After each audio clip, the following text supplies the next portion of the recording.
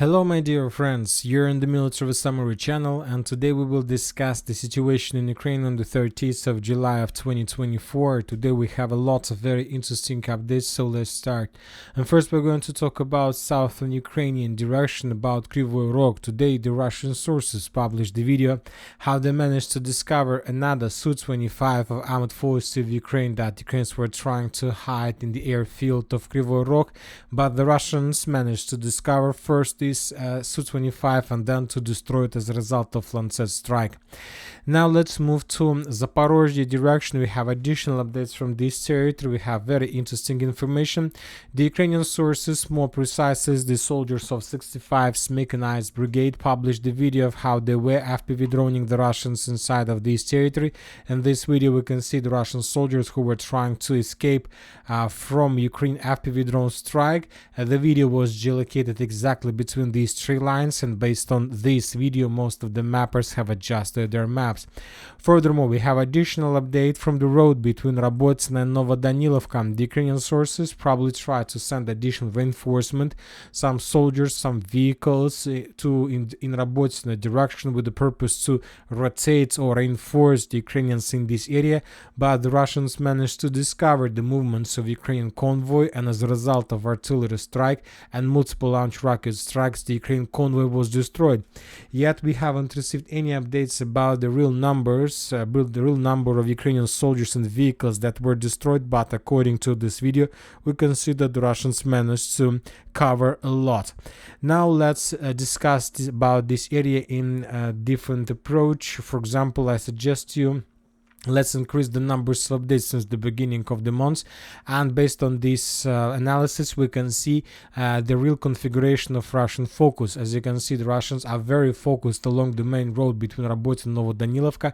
We see certain Russian focus in the fields between the road N08 and T0408, and we see certain focus of Russian armored artillery in the vicinity of Mala Takhmachka. And summarizing everything, we can make a conclusion that we don't see even a single missile or artillery strike conducted by the Russian forces to the south, to the bottom of this yellow line, which confirms most likely that as a result of clashes, as a result of offensive operation during the previous period of time, the Russians most likely managed to establish complete control over this territory as well, once again just based on the geolocations of Russian strikes. So sooner or later we will receive additional updates about this territory, and then we will adjust the map. Now let's move further and let's talk about southern Donetsk direction. First we are going to talk about Velika Novoselivka. Today the Ukrainian sources published the video how they were bombing and attacking the Russian forces along this tree line. The Ukrainians were attacking the Russians with FPV drones, and based on this video most of the mappers have adjusted their maps and added additional tree line, additional fortifications under complete Russian control. So we can't tell for sure without this attack the Russians managed to capture this territory just now. Maybe a month ago we just received some geolocation that clarified the line of combat contact. More interesting updates are coming from the line Pivdenne-Novodanylivka. Today the Russian sources published the video of how they were hunting and attacking the Ukrainians who were moving along the main road between two cities and the settlements. The Russians were FPV droning the Ukrainians, dealing significant damage.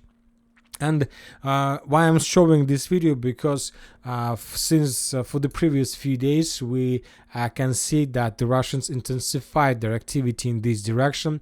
The Russians are bombing the Ukrainians with FPV drones, not just along the main road Novodanylivka and Pivdenne. Also we have a lot of geolocations, lots of videos from positions from the tree lines that located along the same road but a little bit to the west. If we increase the numbers of days we're gonna understand what I'm trying to talk. So this tree line was also under very heavy Russian fire for the previous months and artillery fire, so most likely the Russians are planning to take under control this territory. This video, for example, was published just yesterday, but to do this, to take under control this tree line and these fortifications, first of all the Russians need to cut this area from supply and support that is coming from Novodanylivka, from Novodanylivka. So once again, summarizing everything, we can make a a conclusion that most likely during the next few days the Russians will try to attack the Ukrainian positions along these two red lines. This Russian attack will not give the Russians significant results, significant benefits more precisely, but anyway, the Russians, if they want to take under control Velika Novoselivka, first of all, the Russians need to get to as close as possible to the main supply road of 510 that goes from Gulay Polya to Velika Novoselivka. First, the Russians need to establish physical control or fire control, and then they will be able to attack Vremivka and the villages and the cities that are located along Mokry River. Also, we have some activity, we see some intensifying of activity of the Russian forces in the area of Prichistovka. I'll remind you that during the June months we got lots of geolocations from this direction. The Russians were bombing Prichistovka heavily. This is the picture of this direction of July. Let's take a look at the same direction in June. During June months, we have also lots of updates. The Russians were bombing the same positions, city and the village itself, and during the previous 24 hours we got additional updates from this direction, and everything, all these geolocations tell us just one thing: the Russians are about to begin offensive operation in direction of Prichistovka as well. In this video we can see how the Russians were using Kulmur missile. As a result of attack, another building was destroyed, and the Russians began bombing the Ukrainian forces in the southern part of the same village. In this video we can see how the Russians were bombing this territory with FAP 500 or even with FAP 1500. As you can see, very heavy explosions, and all these things confirms that most likely the Russians are going to start moving very fast. And there are many reasons why the Russians are going to do this. First of all, the Ukrainian defense in Velika Novoselivka is cracking, is collapsing, and the same thing we can say about the Ukrainian defense on the line Ugledar-Konstantinivka. This line is also collapsing. So, and when both directions collapse, the Russians may try to attack the Ukrainians in this direction as well, trying to split this territory in two and to cut somewhere in the vicinity of Novoukrayinka those Ukrainians who would try to evacuate from Ugledar towards Kurakhov and the mainland. Now let's talk about Konstantinivka. We have a lot of very interesting details from this direction. First, I would like to discuss with you the official post, the post of official Telegram channel of the 79th Brigade. They're saying that the situation is critical.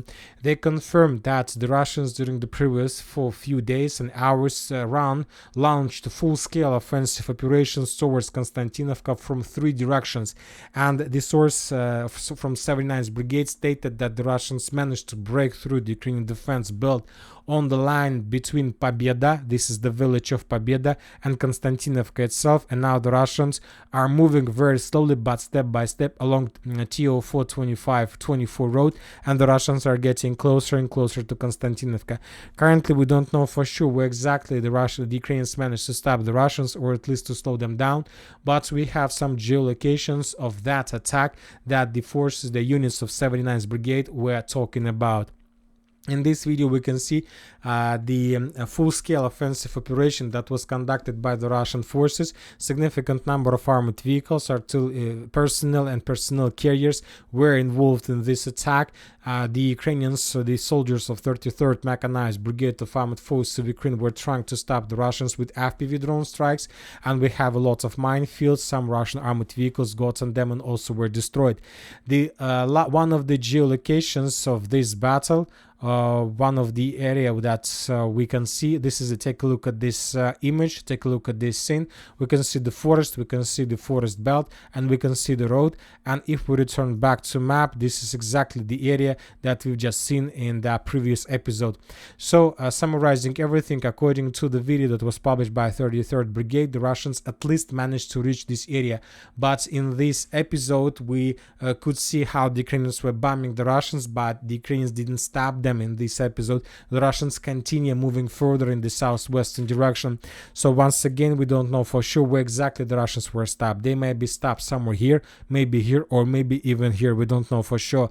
Anyway, we have adjusted the map not so much, as you can see. We want to be 100% sure, but obviously during the next few days maybe we're going to receive additional updates, and then we will make additional changes on the ground as well.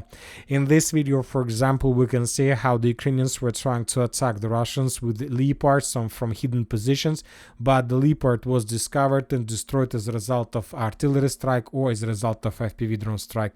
It's difficult to understand from this angle. Anyway, once again, summarizing everything, according to 79th Brigade, the Russians were attacking Konstantinivka using this route of attack. And the Russians during the previous days were attacking Konstantinivka using these routes of attack from Novodanylivka to Konstantinivka itself. And according to different mappers and different geolocations, the Russians were attacking the Ukrainians along this line. So, as was confirmed by 79th Brigade, currently Konstantinivka is under very heavy pressure from three directions, and the most important, that in the eastern direction, the Russians managed to improve their positions during the previous 24 hours. The Ukrainian sources published the video of how they were FPV droning the Russian soldiers inside of this building. Based on this geolocation, most of the mappers have adjusted their maps.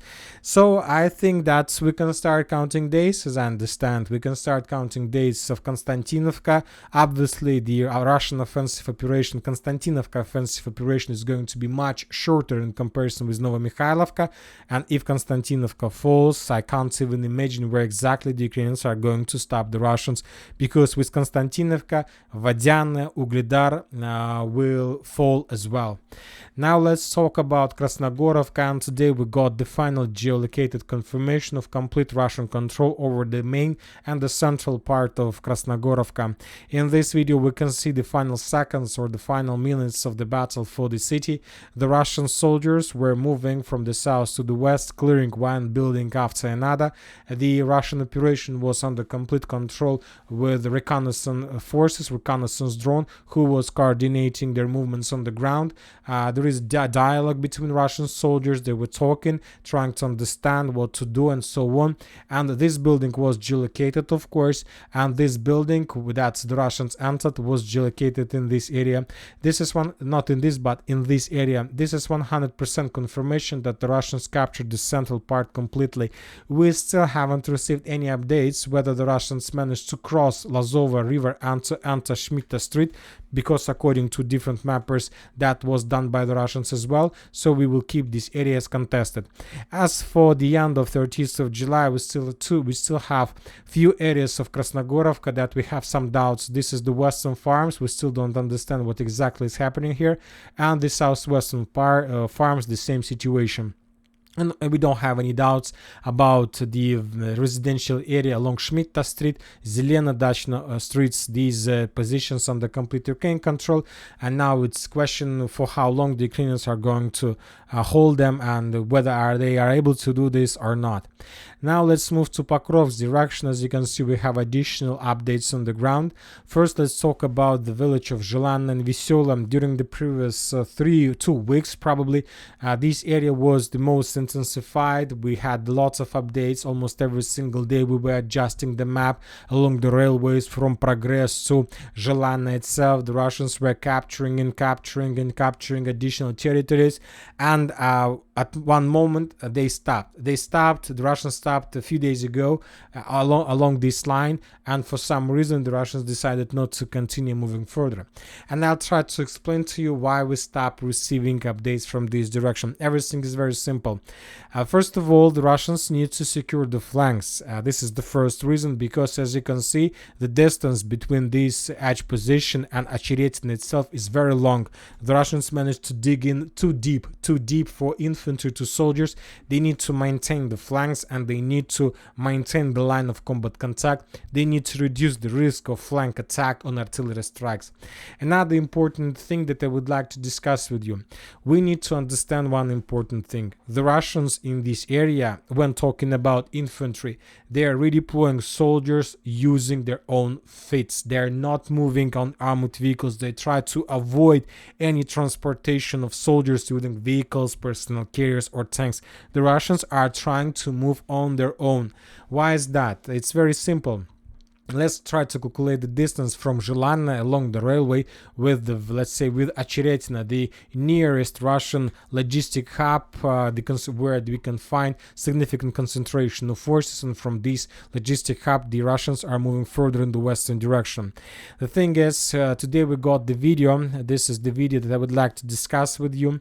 In this video we can see a very big group of Russian infantry, probably 30 or 40 soldiers were moving along the tree line. As you can see, the Russian forces were stretched along the line, and this is the perfect combination for movement.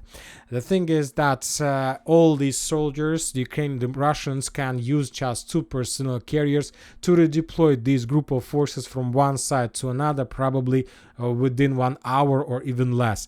But when talking about infantry, sometimes it can take hours or even days before the Russians are able to get from one part of the front line to another. Why is that? Because if you're using vehicles, and if you use, let's say, 2 personal vehicles, this is a perfect target for Ukraine FPV drones.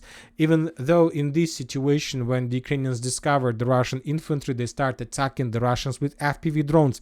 And when the Ukrainians began bombing the Russians, they left the road and entered the tree line, trying to stay safe in the safe area. And only after that the Ukrainians began bombing the Russians with cluster rounds. But as I understand, in this case the Ukrainians didn't deal even a single damage to the Russians, because they have already entered the fortification area and the tree lines, and they were secured, and the Ukrainians basically were blind, they couldn't see them. So once again, if you're using vehicles to redeploy such a big number of forces, it's the best target for FPV drones. One strike and one personal carrier might be destroyed with significant infantry on board. But when you use this big group of forces, it's very difficult to attack such big groups with FPV, because it will be useless. But in this case, if you're using infantry just that goes from one side to another, it requires a lot of time, because obviously after this, when the Russians were moving, after the Ukrainians bombed them, the Russians began using their own artillery to conduct counter-artillery duels, and all this time when the Russians were trying to discover Ukrainian artillery systems to counter-attack them, the Russians spent time. Maybe they spent hours, and only after the area was secured, the Russian infantry received an order to move further. Once again, sometimes when you use infantry, it takes hours or maybe even days to redeploy from one point to another. So that's why this is very slow, and this is the reason why the Russians can't move further faster. Before doing this, and furthermore, if when talking about this direction, this red line currently is the only supply road that the Russians have in this direction. Not the only one. During the previous few days, the Russians managed to improve their logistic, and now they can also redeploy their forces through Yevgenievka, Solovyovo, Novobakhmutovka, and Ocheretina. So now they have already 2 supply roads, and now the Russian main goal, the Russian main purpose is to improve their logistic and to include the 3rd supply road for further redeployment of forces from the east to the west. And we are talking about the road, as we were talking before, from Zhelanda to Avdiivka. As soon as the Russians are able to create 3 roads of redeployment of forces, then they will be able to resolve the problems. They will be able to start using vehicles until at least some points. This will reduce the times the Russians require to redeploy force from one side to another, and then they will start moving further in the western direction with even a higher speed. So this is the situation here. But now we start receiving updates. We continue receiving updates about the Russian attempts to attack the Ukrainians towards Ivanovka and towards Timofeevka. We have additional changes on the ground. We have some maps, some, let's say, flags that confirms additional Russian progress by different mappers, and we have video that shows another Russian attack towards Timofeevka. The Ukrainians of 110th Brigade managed to repel this attack, according to Ukrainian sources, but later the pro-Ukrainian mappers have adjusted their map and added additional territory under complete Russian control. So summarizing everything, as a result of Russian armored vehicle tank attack, the Russians managed to enter Timofeevka itself and to dig in deeper in the southeastern part of the village. Very important progress, as you can see. Now let's move to Toretsk agglomeration. During the previous 24 hours, we received significant number of details and updates, and as we discussed in the previous video, the Russians managed to improve their position significantly according to different mappers, and during the previous day we got additional details how the Russians managed to do this. In this video we can see a very heavy artillery preparation that the Russians conducted before breakthrough in this direction. And as a result of this breakthrough that we are talking about, the Russians managed to improve their position significantly, and the Ministry of Defense of Russian Federation reported that as a result of clashes, the Russians established complete control over the village by the name of Pivdenne. So this part was colored based on the Ministry of Defense report, and lots of territories, streets and buildings were also adjusted according to different mappers updates, including the update of pro-Ukrainian deep state. So the Russians control almost everything, entire Zalizne and around 50% of Pivnichne. Currently, the main Russian focus, the main Russian goal, according to pro-Ukrainian experts, is to establish complete control over the landfills and the Terikon. So these two areas, these two strongholds, currently is the main Russian target. And if the Russians are able to take under control the coal mine and Terikon landfill by the name of Artyoma and the landfill of Pivnichne, then this is going to be probably the beginning of the final page of Toretsk offensive operation. From this to hills, the Russians will see and control everything, and then it's going to just counting days when the entire Toretsk falls. Furthermore, during the previous 24 hours, we got additional, right before we start making the video, we got additional update that the Russians managed to improve their positions further in New York towards Vasmo Berezhny Street. We don't have the exact video or some mappers update, just some posts by different sources on the ground. Maybe we will got additional details before the next update. We will talk about this, and the sources are saying that the cauldron has been created. Some Ukrainian units who were located in this area were completely encircled by the Russians. So let's wait for additional updates. Now let's talk about Chasiv Yar. I would like to point your attention that during the previous days we got a lot of updates that the Russians crossed Seversky Donetsk Donbass canal and managed to capture significant territories. As for today, probably this is the third or fourth day after the first updates we start to receive. We still haven't received even a single video that can confirm the Russian presence in this side of Seversky Donetsk Donbass canal. I'm not saying that there are no Russians, but I suppose we need to wait a little bit because, for example, pro-Ukrainian mappers still haven't confirmed this information. So maybe this is not 100% correct update. Maybe there are still very heavy clashes. Maybe the Russians managed to cross a canal at some points, but anyway, there are still clashes and there are still fighting for initiative, and maybe the Ukrainians still have chances to counterattack the Russians and to force them to fall back. So just let's stay tuned about the situation to understand what exactly is happening there. Sievert's direction, the Ukrainian sources reported about additional Russian progress to the north of Razdolovka. The Russians managed to improve their positions to shorten to maintain the line of combat contact, and the Russians are ready to begin moving further in Sievert's direction. Now let's talk about Kupiansk area. During the previous 24 hours we haven't received a lot, especially we haven't received a lot about northern Kupiansk. During the previous 5 or 7 days this direction was one of the most active and the most interesting because the Russians captured Pivdenne, the Russians captured significant number of strongholds, the Russians were pushing, destroying the bridges, so they were very active. But as for today, almost nothing, just regular updates, artillery strikes, FPV drone strikes without any changes on the ground. Maybe during the upcoming night the situation will be changed, and then we will think what is going to be next. As for Kharkiv direction, we have adjusted the map in Ukrainian favor. The Russian sources published the video how they were bombing the Ukrainian forces along the border. This is new geolocation, new video, and this video confirms the Ukrainian presence in this area. Based on this video we have adjusted the map. We are not saying that the Ukrainians during the previous 24 hours captured this territory.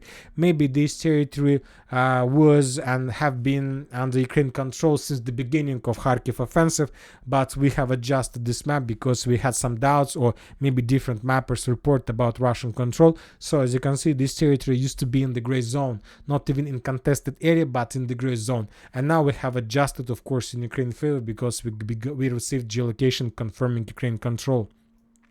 Volchansk, just few videos were published from this direction. The Russians were bombing the Ukrainian forces, concentration of units and ammo depots in the southern part. And the same story we can see in northern Kharkiv direction as well. As for northern Kharkiv, we have additional changes on the ground. The Ukrainian sources published the video how they discovered the movements of Russian infantry in the vicinity of Glubok and Liptsim. The Russians were entering the tree lines in the fortifications, and most likely the Russians captured this stronghold, and then the Ukrainians began bombing the Russians with artillery. This video, of course, was geolocated immediately, and based on this video we have adjusted the map. According to this video, according to information we have, the Russians most likely captured this tree line and got as close as possible to Liptsi and the residential area to the north of Liptsi. So after the Ukrainians were completely defeated in Gluboko, they suffered, according to the Russians, significant losses. Few brigades lost their combat capabilities, and now we see, according to geolocations, the Russians began counter-offensive and they're moving towards Liptsi itself. So very interesting. Let's follow the situation, because the situation can change very easy and very fast. As for Ukraine itself, we continue receiving more and more videos of resistance of Ukrainians, of civilians. They continue burning the Ukrainian machines, cars, vehicles of recruiters and military personnel. And today we got another important statement that by one of the commanders of 3rd Azov Brigade. He stated that the people who burns military vehicles should be destroyed immediately when captured without even a court. So this is something new and something interesting, and most likely during the next days we're going to receive more and more updates of how the Ukrainian military forces will do everything they can without any court, without any justice, without anything in Ukraine. And this is going to be also the new era, the new age, the new situation in Ukraine. And that's it for today. Military Summary channel reminds we condemn any violence in the world. Thank you for watching. Subscribe to my channel, put your likes, join my Patreon, and have a good day. Bye bye.